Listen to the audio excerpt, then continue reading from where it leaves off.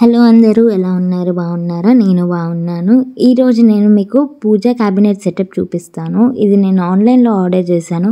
జర్మనీలో ప్రతి ఒక్కటి డిఅసెంబుల్ స్టేట్లో వస్తుందన్నమాట. సో మనము దీన్ని అసెంబుల్ చేసుకుంటున్నాము.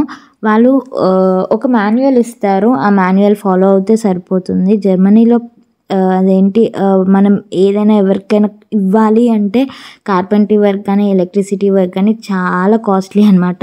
సో మోస్ట్లీ ఎవరిది వాళ్ళు చేసుకోవడానికి ట్రై చేస్తారు, అది చిన్నదైనా సరే పెద్దదైనా సరే. కానీ నాకు ఫస్ట్ టైం కార్పెంటరీ వర్క్ కదా, ఇండియాలో అయితే మమ్మీ వాళ్ళు చేసేవాళ్ళు, పేరెంట్స్ ఉంటారు కదా, పేరెంట్స్ చేసేవాళ్ళు. ఇక్కడ నేను డోర్స్ ఫిక్స్ చేసుకుంటున్నాను అనమాట. డోర్స్ దగ్గర కొంచెం కన్ఫ్యూజ్ అయింది, బట్ ఫర్దర్ అర్థమైందనమాట. అర్థమయ్యాక నేను ఎలా ఫిక్స్ చేయాలో చూసుకొని ఇంకా ఫిక్స్ చేస్తున్నాను.